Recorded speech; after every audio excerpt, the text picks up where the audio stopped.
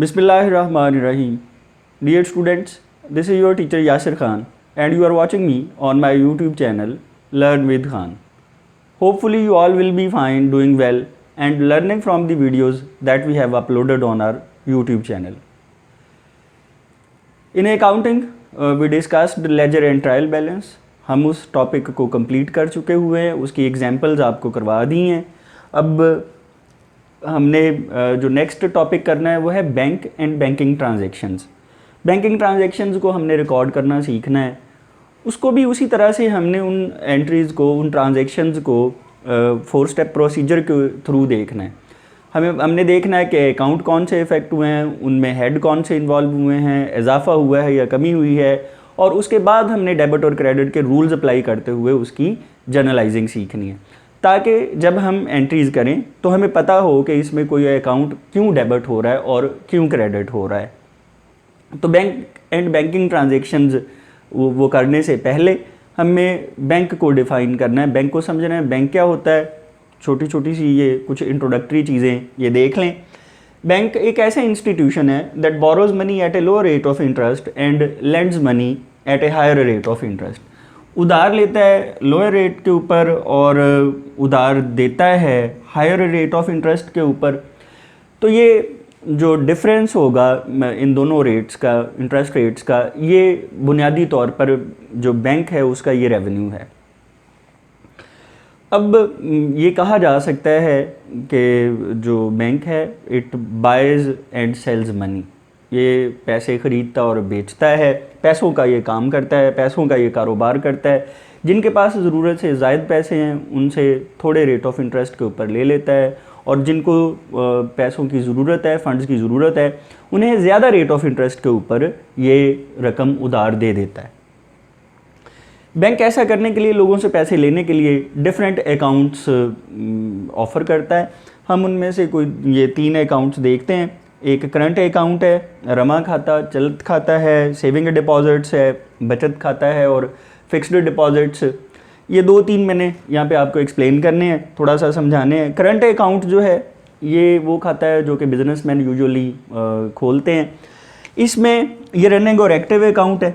इसके अंदर जितने मर्ज़ी आप पैसे जितनी दफ़ा मर्ज़ी जमा कराएं और निकलवाएं, और ये आप जो अकाउंट है इसमें बैंक डिफरेंट जो सहूलतें देता है. बिज़नेस के हवाले से चेक कलेक्ट कर देता है, कोई फंक्शंस परफॉर्म करता है जिससे बिज़नेस को फ़ायदा होता है. आज के दौर में बैंकिंग के बगैर बिज़नेस का वजूद नहीं है और बिज़नेस को बैंक अकाउंट के थ्रू ही ऑपरेट करना पड़ता है. इसलिए करंट अकाउंट ज़रूरी है, बिज़नेसमैन यही यूजुअली ओपन करते हैं. सेविंग डिपॉजिट्स ऐसे खाते होते हैं जो कि दरमियानी आमदनी वाले लोग, दरमियाने तबके वाले लोग और थोड़ा लो इनकम वाले जो लोग होते हैं वो ओपन करते हैं, अपनी छोटी छोटी सेविंग्स जमा करवाते हैं. और ये सेविंग की हैबिट को ही बुनियादी तौर पर उभारने के लिए ये सेविंग डिपॉजिट्स ऑफ़र करता है बैंक. फिक्स्ड डिपॉजिट अकाउंट्स जो हैं ये ऐसे खाते हैं जो कि हाई इनकम पीपल, जो कि ज़रा अमीर लोग होते हैं, वो उनके लिए हैं, जिनके पास पैसे काफ़ी सारे ज़रूरत से ज़्यादा हैं और वो एक ख़ास अरसे तक वो पैसे फ़िक्स्ड करवा सकते हैं, और इनके ऊपर आम तौर पर रेट ऑफ इंटरेस्ट भी हायर होता है. करंट अकाउंट के हवाले से एक बात और जहन में रखें कि इसके ऊपर बाज़ औक़ात बिज़नेस को अपनी ज़रूरत के मुताबिक जब वो चेक्स जारी कर देता है तो उसको अपनी ज़रूरत से ज़ायद पैसे जो उसमें ज़रूरत की वजह से अपने खाते में मौजूद रकम से ज़ायद पैसे निकलवाने की सहूलत दी जाती है, जिसे ओवरड्राफ्ट कहा जाता है. और ये ओवरड्राफ्ट की जो फैसिलिटी है ये सिर्फ करंट अकाउंट के ऊपर अवेलेबल होती है. इन अकाउंट्स के ऊपर, बाकी के ऊपर ये अवेलेबल नहीं है.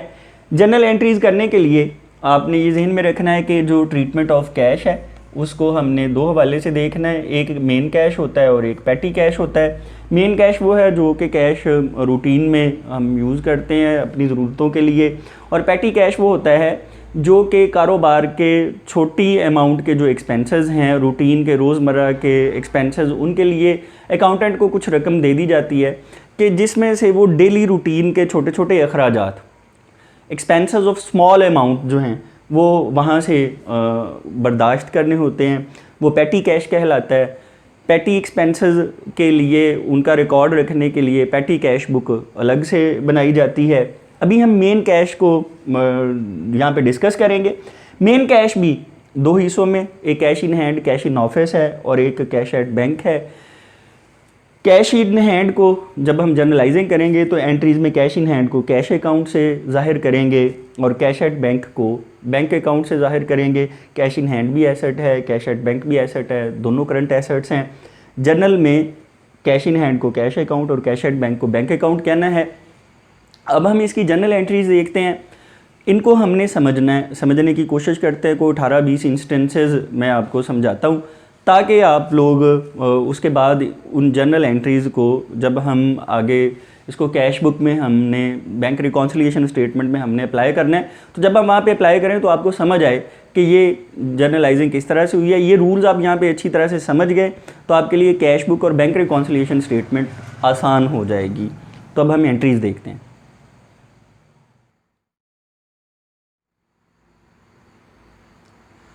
तो अब हम इसकी जनरल एंट्रीज़ देखते हैं जो हमें ट्रांजैक्शंस जिनका सामना करना पड़ सकता है। Bank and banking transactions. Cash हमने देखा मेन कैश और पेटी कैश है। मेन कैश दो तरह से डील होगा, कैश इन हैंड और कैश एट बैंक। और कैश इन हैंड को हम कैश अकाउंट से डिनोट करेंगे जनरल एंट्रीज़ में, और कैश एट बैंक को बैंक अकाउंट से। पहले हम करंट अकाउंट के रेलिवेंट ट्रांजेक्शन्स देखते हैं। अब देखें, सबसे पहली transaction when cash is deposited into bank. जब भी हम अपने अकाउंट में पैसे जमा करवाते हैं, बिज़नेस अपने अकाउंट में पैसे जमा कराएगा, cash in hand account affect होगा और cash at bank account affect होगा।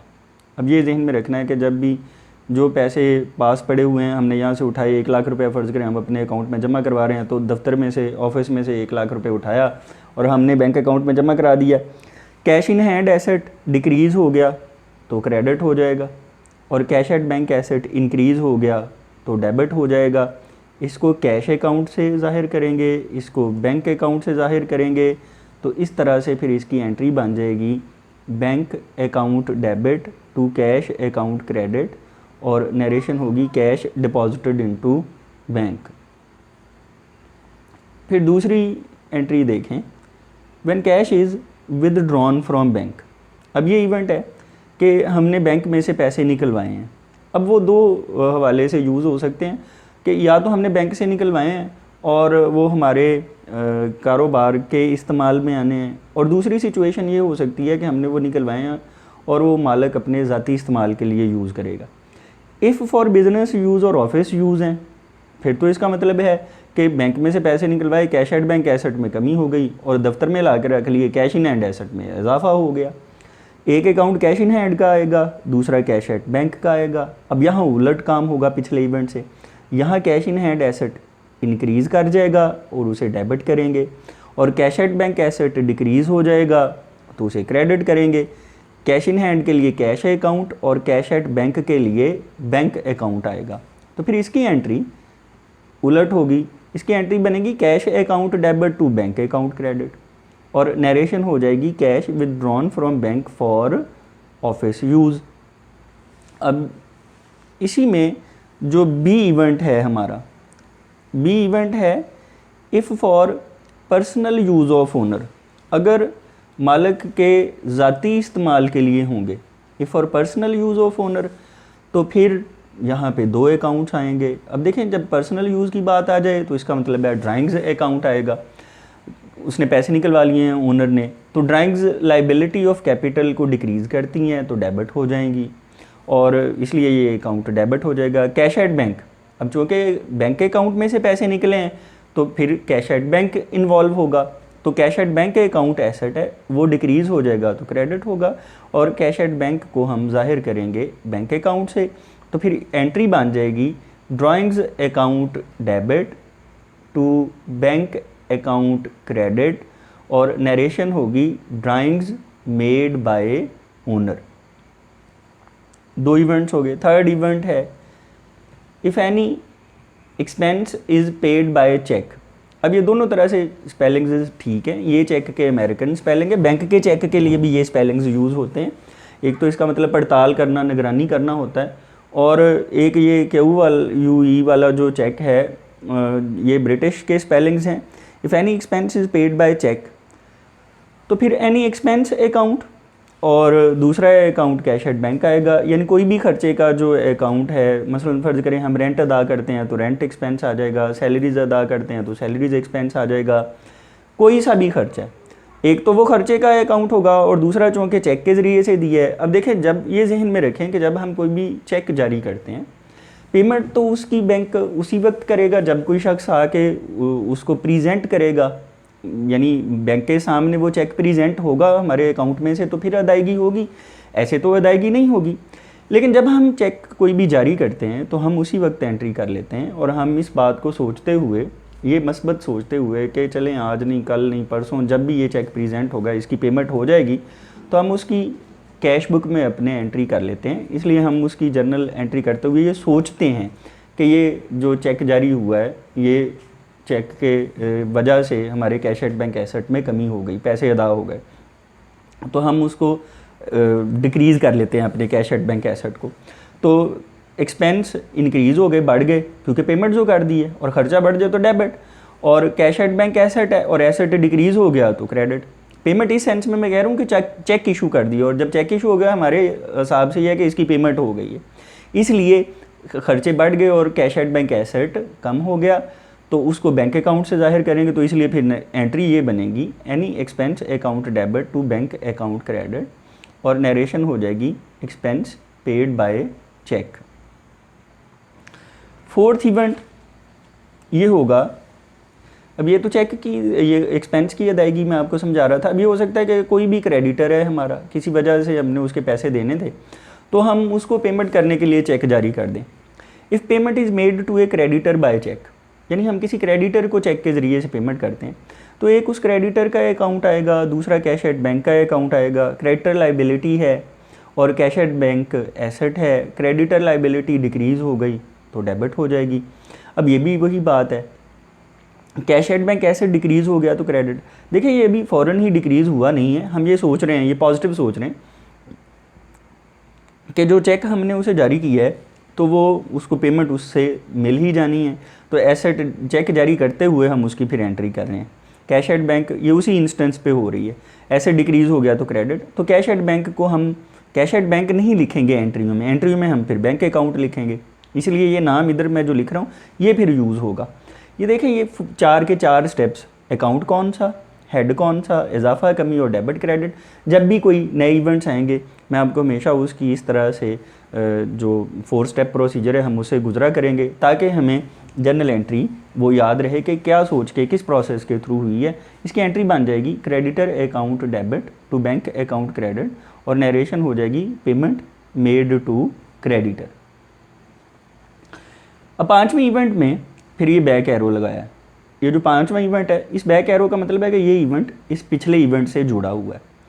If the cheque is return dishonoured, यानी ये वाला जो चेक जो भी चौथे इवेंट में हमने इस क्रेडिटर को जारी किया है, अब वो क्रेडिटर जब वो चेक लेके बैंक में उसने प्रेजेंट किया, जाके शो किया और बैंक से पैसे मांगे, तो किसी भी वजह से वो चेक को फटा हुआ था, कोई तारीख गलत थी, अमाउंट गलत थी, साइन नहीं मैच कर रहे, या नॉट सफिशेंट फंड्स हैं, वैसे ऐसा होना नहीं चाहिए एनएसएफ के वजह से चेक डिसऑनर हो जाए, क्योंकि ये लॉस ऑफ गुडविल है कि फिर तो मार्केट में ये बात चलती है कि जी देखें इसके फलाने बंदे ने चेक दिया और उसके अकाउंट में पैसे ही नहीं हैं, तो एनएसएफ डिसऑनर कोई अच्छी बात नहीं है। बहरहाल कोई भी वजह बनी और चेक डिसऑनर हो गया, हम तो ये एंट्री कर बैठे हैं, हमने तो सोच लिया था हमारे अकाउंट में से पैसे चले गए, लेकिन ऐसा नहीं हुआ। तो अब चूँकि हम एंट्री कर ली थी, अब हमें फिर वो एंट्री रिवर्स करनी पड़ेगी। तो अकाउंट वही 2 आएंगे, एक क्रेडिटर का अकाउंट और दूसरा कैश एट बैंक का अकाउंट। अब देखिए क्रेडिटर लाइबिलिटी है, हमने तो वो डिक्रीज़ कर ली थी, तो अब उसे दोबारा बढ़ाएं ताकि वो जो पैसे देने वाले हैं वो अभी अदा तो नहीं, वो तो अभी देने ही देने हैं, तो जिम्मेदारी फिर बढ़ गई। और क्रेडिट और कैश एट बैंक एसेट है, और एसेट भी हमने तो सोच लिया था कि ये चेक जब जारी कर दिया है तो पैसे इसके अदा हो जाएंगे, लेकिन वो तो अदा नहीं हुए, तो हम जो अपने हिसाब से कम कर बैठे हैं वो दोबारा बढ़ाएंगे। तो एसेट इंक्रीज़ हो गया तो डेबिट और कैश एट बैंक को फिर हम बैंक अकाउंट से ज़ाहिर करेंगे, तो फिर इसकी एंट्री हो जाएगी bank account debit to creditor account credit, और नरेशन इसकी होगी इशूड चेक रिटर्न्ड डिसऑनर्ड। अब नेक्स्ट इवेंट, छठा इवेंट ये है कि goods sold, cash received and deposited into bank on the same day. हमने माल तिजारत को बेचा, उसे कैश वसूल किया और उसे बैंक में उसी दिन जमा करा दिया। तो यहाँ पे देखें, चूँकि गुड्स वाली बात आ गई, तो गुड्स जब भी आएँ तो आपको समझाया हुआ है। हम अगर आपने कोई पुराने लेक्चर्स नहीं लिए हुए तो वो लेक्चर्स चैनल पे पड़े हुए हैं बोलें, और अगर किसी ने अभी हमें ज्वाइन किया है, चैनल नहीं सब्सक्राइब किया अभी तक, तो वो चैनल लाजमी सब्सक्राइब कर दे, बेल आइकॉन प्रेस करना ना भूले, ताकि लेटेस्ट वीडियोज़ के नोटिफिकेशंस उसको मिलते रहें। लेक्चर्स प्रीवियस ज़रूर आपने लिए हुए हों, फिर आपको जो ये बातें हो रही हैं वो ज़्यादा बेहतर अंदाज में समझ आएंगी। तो गुड्स चूँकि बेची हैं, एक गुड्स का अकाउंट आएगा, और चेक जो पैसे रिसीव किए हैं वो उसी दिन बैंक में जमा करा दिए हैं, तो फिर पैसे तो पास रखे ही नहीं, वो तो कैश एट बैंक में चले गए। तो एक गुड्स का अकाउंट आएगा, दूसरा कैश एट बैंक का अकाउंट आएगा। गुड्स एसेट है और बेच दी तो वो डिक्रीज़ हो गई और वो क्रेडिट हो जाएंगी। कैश एट बैंक एसेट है, वो इंक्रीज़ हो गया तो वो डेबिट हो जाएगा। अब गुड्स बेच दी है, नाम यूज़ होगा सेल्स अकाउंट, और कैश एट बैंक एसेट है उसका नाम यूज़ होगा बैंक अकाउंट। तो फिर इसकी एंट्री बन जाएगी bank account debit to sales account credit, bank account debit to sales account credit, और नरेशन होगी goods sold, cheque received and deposited into bank, cash received and deposited into bank, cash वसूल हुआ और उसे हमने bank में जमा करा दिया। सातवां इवेंट ये है कि एज़ पर स्टैंडिंग ऑर्डर्स।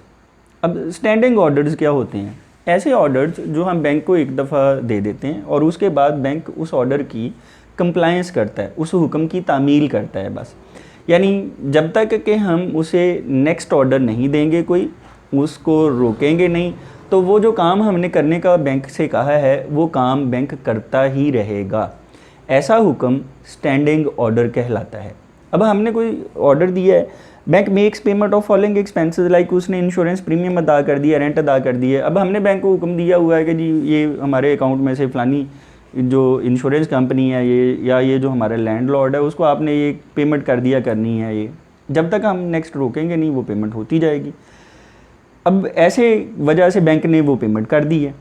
तो ये वही चीज़ है जो हमने पीछे पढ़ी है कि वो अकाउंट में से पैसे एक्सपेंस की जो पेमेंट की बात हुई है, ये वही चीज़ है। या ये है कि हम चेक नहीं दे रहे, बैंक अकाउंट में से खुद से ही पैसे हमारे निकाल के वो जो भी एक्सपेंस की पेमेंट जिसको करनी है वो कर रहा है। तो वही दो अकाउंट्स आएंगे, एक कोई भी जो खर्चा है एनी एक्सपेंस वो अकाउंट आ जाएगा, दूसरा कैश एट बैंक इन्वॉल्व हुआ, क्योंकि बैंक ने खाते में से निकाल के दिए हैं तो कैश एट बैंक इन्वॉल्व होगा। एनी एक्सपेंस है वो इंक्रीज़ हो गया तो debit. Cash at bank asset है, तो अब तो बैंक ने निकाल के ही दे दिए हैं पैसे, तो डिक्रीज़ हो गया, एसेट कम हो गया तो क्रेडिट। तो इसका नाम बैंक अकाउंट यूज़ होगा। एंट्री हो जाएगी any expense account debit to bank account credit, और नरेशन हो जाएगी एक्सपेंसेस पेड बाय बैंक, यानी बैंक ने ही अदा कर दिए। अब स्टैंडिंग ऑर्डर में सिर्फ पेमेंट करना ही नहीं होता, बाज़ औक़ात यूँ होता है कि हमने स्टैंडिंग ऑर्डर दिया हुआ है, बैंक हमारे बिहाफ के ऊपर कोई भी वसूलियाँ करता है और वो हमारे अकाउंट में पैसे ट्रांसफ़र कर देता है। Bank collects revenues on behalf of customer, like कोई डिविडेंड्स ऑन शेयर्स हैं या इंटरेस्ट ऑन गवर्नमेंट सिक्योरिटीज़ वगैरह है। हमने हुक्म दिया हुआ है कहीं से कोई इनकम वसूल करनी है, वो बैंक ने वसूल करके हमारे अकाउंट में ट्रांसफ़र कर दी है।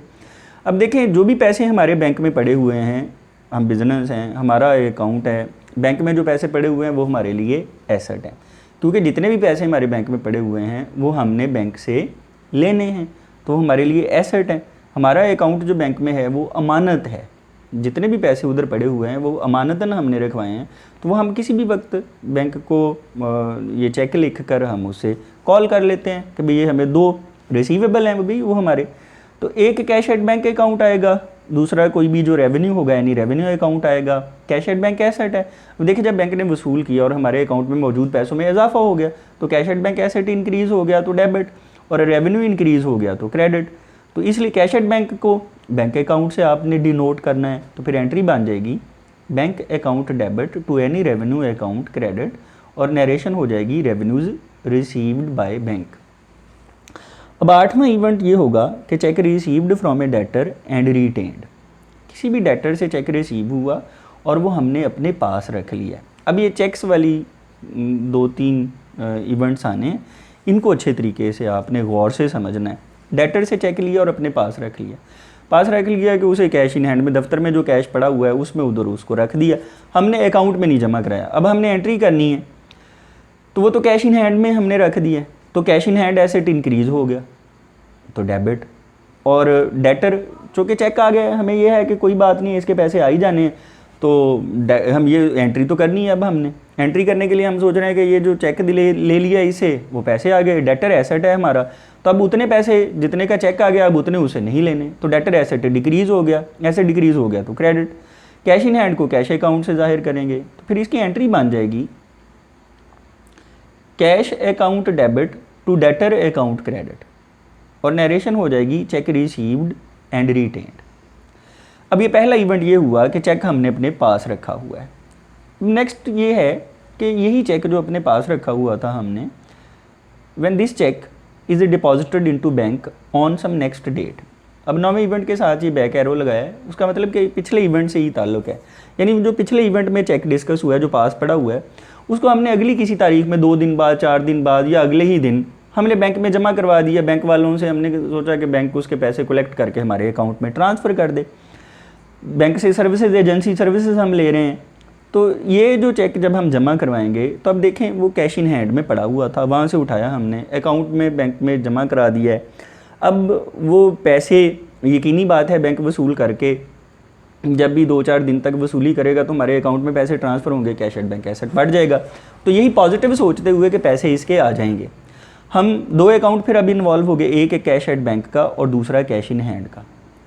अब यकीनी बात है cash at bank asset increase हो गया तो फिर डेबिट, और कैश इन हैंड एसेट है, जब हमने चेक कैश इन हैंड में से निकाला और उधर रखवा दिया तो ये जो चेक इधर कैश इन हैंड में इजाफा किया हुआ था उधर कमी हो गई, एसेट डिक्रीज़ हो गया तो क्रेडिट। तो एंट्री फिर बन जाएगी bank account debit to cash account credit, और नरेशन हो जाएगी चेक डिपॉजिटेड इनटू बैंक।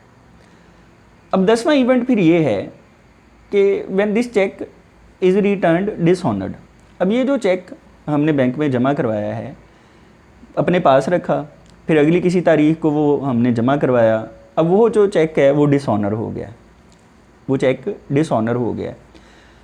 हमने सोचा था कि डेटर से जो पैसे लेने थे अब वो आ गए, लेकिन वो तो पैसे नहीं आए, और जो बैंक अकाउंट में हमने एसेट बढ़ा लिया हुआ है इसका मतलब है कि वो भी नहीं बढ़ा।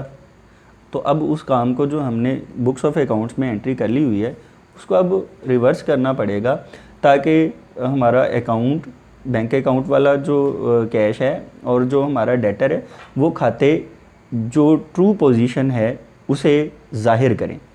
तो 2 ही अकाउंट्स आ जाएंगे, फिर एक डेटर का और दूसरा कैश एट बैंक का। डेटर एसेट है वो दोबारा इंक्रीज़ करेंगे क्योंकि पैसे नहीं आए, अभी हमने उसे पैसे लेने हैं चूँकि रिसीवेबल हैं, इसलिए फिर दोबारा उसे बढ़ाएंगे और डेबिट कर देंगे। कैश एट बैंक एसेट वो जो हमने सोचा था कि बढ़ गया है वो तो नहीं बढ़ा, उसे दोबारा कम कर देंगे तो क्रेडिट। एंट्री फिर हो जाएगी debtor account debit to bank account credit, और नरेशन हो जाएगी डिपॉजिटेड चेक रिटर्न्ड डिसऑनर्ड, कि जो जमा कराया हुआ चेक था वो डिसऑनर हो गया। अब आप एक बात जहन में रखें, ये 3 इवेंट जुड़े हुए हैं, 8वां, 9वां और 10वां। चेक डेटर से लिया था, पास रखा, 9वें इवेंट में वही चेक बैंक में अपने खाते में जमा करवा दिया, और 10वें इवेंट में ये है कि वो चेक डिसऑनर हो गया। अब ये 3 इवेंट्स में काम मुकम्मल होता है, इसको बहुत ध्यान से, बड़ी तवज्जो से आपने देखना है।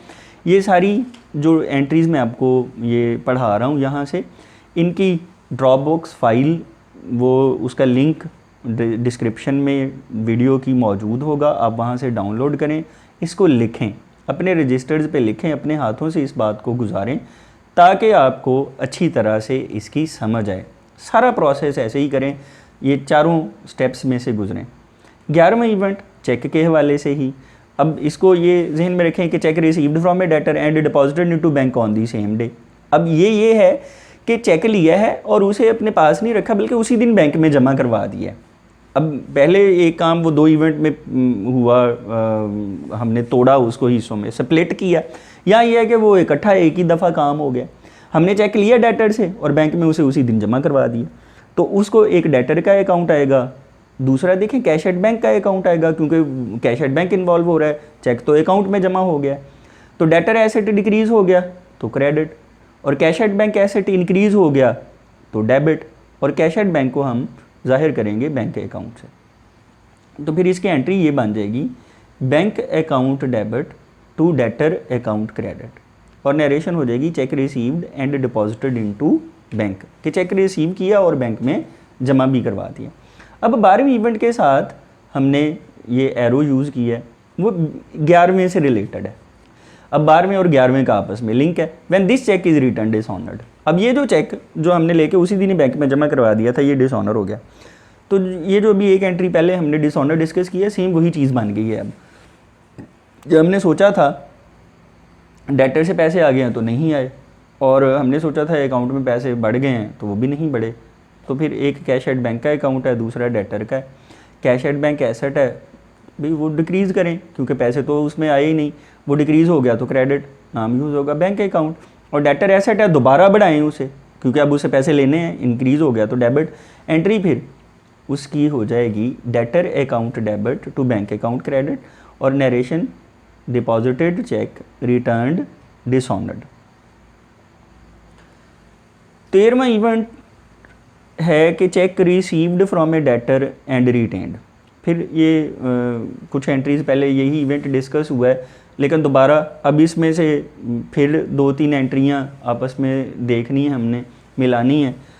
उसकी वजह ये है कि यहाँ ये जो चेक डेटर से लिया वो पास रखा, फिर इसको किसी क्रेडिटर को देना है, और वो अगर डिसऑनर हो जाए तो ये 2-3 इवेंट आगे इससे जुड़े हुए हैं। अच्छी तरह से समझ लें। अब अगर डेटर से लिया और पास रख लिया, पास रखने का मतलब है कैश इन हैंड में रख लिया, तो कैश इन हैंड का अकाउंट आया और डेटर आया। Cash in hand asset increase हो गया तो डेबिट कैश अकाउंट से ज़ाहिर करेंगे, और डेटर एसेट है डिक्रीज़ हो गया तो क्रेडिट। अब ये हम सोच रहे हैं कि चूँकि चेक आ गया है तो अब इसका मतलब पैसे आ गए हैं। ये पॉजिटिव सोचते हुए एंट्री हो जाएगी cash account debit to debtor account credit, और नरेशन हो जाएगी चेक रिसीव्ड एंड रिटेन्ड। 14वां इवेंट जो है उसके साथ ये फिर एरो लगा हुआ है, प्रीवियस से ये रिलेटेड है। If this cheque is endorsed to a creditor. अभी इंडोर्स करना होता है ट्रांसफ़र करना। अब हमने किसी क्रेडिटर को कि किसी के पैसे अब हमने देने थे, और ये जो चेक आया है फ़र्ज़ करें उतनी रकम के कोई देने थे, तो हमने वो चेक उठा के उस क्रेडिटर को दे दिया कि लें जी ये आप ले लें पैसे, और ये चेक है, ये इस बैंक का है, आप जाएँ और वहाँ से पैसे ले लें। तो अब हमने वो चेक चूँकि उधर दे दिया, चेक कैश इन हैंड में पड़ा था, वहाँ से उठाया और दे दिया। अब क्रेडिटर जिम्मेदारी है हमारी, जब हम चेक वो उठा के उधर दे रहे हैं तो हमें ये है कि चलें ये जब चेक जाके प्रेजेंट करेगा तो इसे पेमेंट हो जाएगी। तो ये पॉजिटिव सोचते हुए हम एंट्री कर रहे हैं, क्रेडिटर लाइबिलिटी डिक्रीज़ हो गई तो डेबिट। अब हकीकत में तो अभी जब तक वो चेक जाके प्रेजेंट नहीं होता, चेक कैश नहीं करवा लिया जाता, तब तक एक्चुअल में ऐसा नहीं होगा।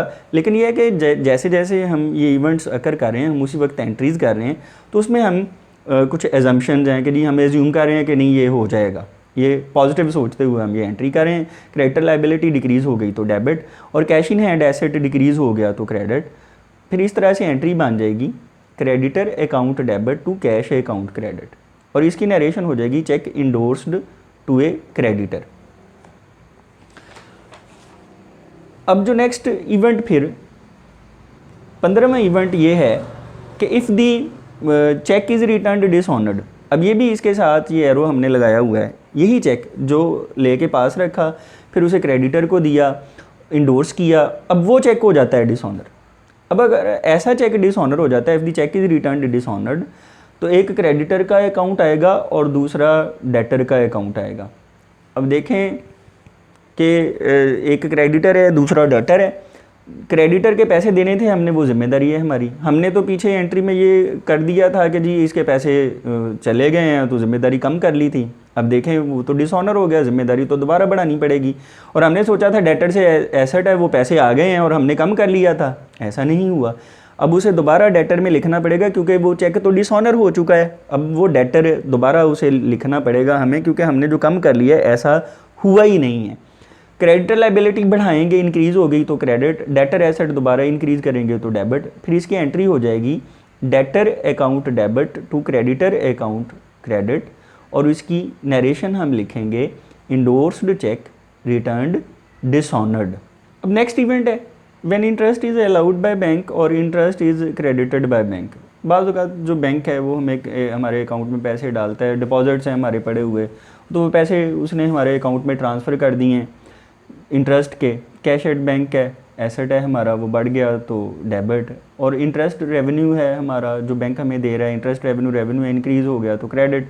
फिर उसकी एंट्री हो जाएगी bank account debit to interest revenue account credit, और नरेशन होगी interest credited by bank. 17th event ये है व्हेन इंटरेस्ट इज़ डिडक्टेड और चार्ज्ड बाय बैंक और interest is debited by bank. अब जो हम अपने करंट अकाउंट से बाज़ औक़ात ओवरड्रॉ करवा लेते हैं तो हमें उसके ऊपर इंटरेस्ट देना पड़ता है। अब जो हमने इंटरेस्ट बैंक को देना है, बैंक हमसे वो इंटरेस्ट ले रहा है, इंटरेस्ट चार्ज कर रहा है, तो ये हमारा एक्सपेंस है, और इसकी वजह से हमारे कैश एट बैंक एसेट में कमी होगी, क्योंकि जब बैंक उसमें से पैसे निकाल लेगा अपने लिए तो हमारा एसेट वो कम हो जाएगा। इंटरेस्ट एक्सपेंस इंक्रीज़ हो गया तो debit, cash at bank asset है वो डिक्रीज़ हो गया तो क्रेडिट, और उसका नाम यूज़ होगा बैंक अकाउंट। तो फिर इस तरह से उसकी एंट्री हो जाएगी interest expense account debit to bank account credit, और इसकी narration interest debited by bank. अब 18वां इवेंट है, वो बड़ा इंपॉर्टेंट है, ज़रा गौर से समझ लें। व्हेन ए बैंक ड्राफ्ट और postal order is purchased and is sent to creditor. ये पेमेंट करने का एक तरीका ये होता है कि हम बैंक ड्राफ्ट या डिमांड ड्राफ्ट बैंक से बनवा के, या पोस्टल ऑर्डर पोस्ट ऑफिस से बनता है वो हम ख़रीदते हैं, बनाते हैं, और वो क्रेडिटर किसी जगह हमने पैसे देने तो हम उसको वो ड्राफ्ट भेज देते हैं, बैंक ड्राफ्ट या डिमांड ड्राफ्ट भेज देते हैं। अब बैंक ड्राफ्ट और चेक, अब देखिए इसमें फ़र्क ये है कि चेक डिसऑनर हो सकता है, बैंक ड्राफ्ट डिसऑनर नहीं हो सकता है, क्योंकि बैंक ड्राफ्ट का प्रोसीजर ये है कि आपका फ़र्ज़ करें कि मैंने लाहौर में किसी बंदे को पैसे देने हैं, मेरा एलाइड बैंक में अकाउंट है, मैं अपनी ब्रांच विज़िट करता हूँ, अकाउंट में पैसे पड़े हुए हैं, मैं उनमें से फ़र्ज़ करें 2 लाख रुपए पड़े हुए हैं, मैं 1 लाख रुपए देने हैं, मैं उनसे कहता हूँ 1 लाख रुपए का मुझे ये डीडी बना दे, डिमांड ड्राफ्ट बना दें, बैंक ड्राफ्ट बना दें। अब वो जो 1 लाख रुपए का बैंक ड्राफ्ट बनाएंगे, इसका मतलब है मेरे अकाउंट में मौजूद पैसे हैं, उन पैसों में से उन्होंने वो डिडक्ट कर दिए, अकाउंट वो उन्होंने बना दिया, ड्राफ्ट बना दिया, इसके वो चार्जेस लेंगे। अगर तो मेरा अकाउंट है ब्रांच में तो उसके पैसे उस बैंक में तो चार्जेस कम होंगे। फ़र्ज़ करें कि अगर मेरा उस बैंक में अकाउंट नहीं है और मैं वहाँ से बनवाता हूँ, उनको कैश दे के कि ये 1 लाख रुपया ले लें, इधर जमा कर लें और मुझे ड्राफ्ट बना दें, इसके चार्जेस ज़्यादा होंगे।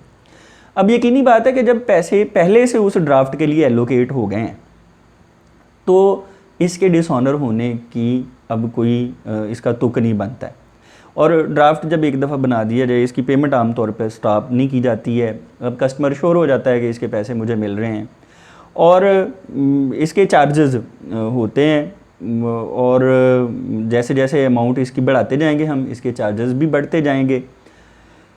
अब अगर ऐसी सूरत में बैंक चार्जेस भी लेता है, यकीनी बात है, हमने मेरा खाता है, फ़र्ज़ करें हम यही ऐसे समझ रहे हैं, हमने उस खाते में से किसी पार्टी के किसी क्रेडिटर के पैसे देने के लिए ड्राफ्ट बनवाया और उस ड्राफ्ट को हमने उस क्रेडिटर को भेज देना है। अब देखें, जब वो ड्राफ्ट इधर से क्रेडिटर को भेजेंगे, क्रेडिटर वो ड्राफ्ट उधर जाके अब वो अपने अकाउंट में जमा करवा दे, अपने बैंक वालों को दे दे, वो जाके उस ब्रांच में उसी बैंक की किसी ब्रांच से पैसे ले ले, जो भी कोई उसका तरीक़ेकार वो अडॉप्ट करना चाहे वो कर ले। हमारे लिए अब ये है कि 1 लाख रुपए फ़र्ज़ करें मेरे अकाउंट में पड़े हुए थे और उसके ऊपर फ़र्ज़ करें 2,000 रुपये चार्जेज़ हैं, यानी 1,02,000 रुपये मेरे अकाउंट में से कम हो जाएंगे।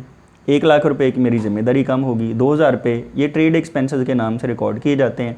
क्रेडिटर लाइबिलिटी डिक्रीज़ हो गई तो डेबिट, क्योंकि पेमेंट आपने कर दी, डिमांड ड्राफ्ट उसको दे दिया। ट्रेड एक्सपेंस है, इंक्रीज़ हो गया तो डेबिट, और कैश एट बैंक एसेट है वो डिक्रीज़ हो गया तो क्रेडिट, और कैश एट बैंक को हम जाहिर करेंगे बैंक अकाउंट से। फिर इसकी एंट्री हो जाएगी creditor account debit, trade expenses account debit to bank account credit, और नरेशन हो जाएगी bank draft sent to the creditor. अब ये करंट अकाउंट की 18 ट्रांजेक्शन्स आपको कराई हैं, ये समझ आ गई होंगी। ये 2 ट्रांजेक्शन फ़िक्स डिपॉजिट के रेलेवेंट भी समझ लें। फ़िक्स डिपॉजिट में आमतौर पर पैसे जब वो फ़िक्स डिपॉजिट ओपन होता है तब जमा कराए जाते हैं, और अगर आपने वो 5-10 सालों के लिए वो पैसे 7 सालों के लिए 10 सालों के लिए वो फिक्स्ड करवाए हैं, तो जब वो डेट ख़त्म होगी, उसका पीरियड ख़त्म होगा, तो तब आपने वो पैसे निकलवाने हैं। इसके ऊपर बार बार के फ्रीक्वेंट डिपॉजिट्स और विदड्रॉल्स नहीं होते हैं, तो इसलिए इसकी 2 एंट्रियाँ। एक एंट्री है कि जी आपने जमा कराए हैं पैसे, अकाउंट खुलवाया है, फिक्स डिपॉजिट एसेट है, इंक्रीज़ हो गया debit, cash in hand asset है, डिक्रीज़ हो गया क्रेडिट, और कैश इन हैंड को आप कैश अकाउंट से ज़ाहिर करेंगे। एंट्री हो जाएगी fixed deposit account debit to cash account credit.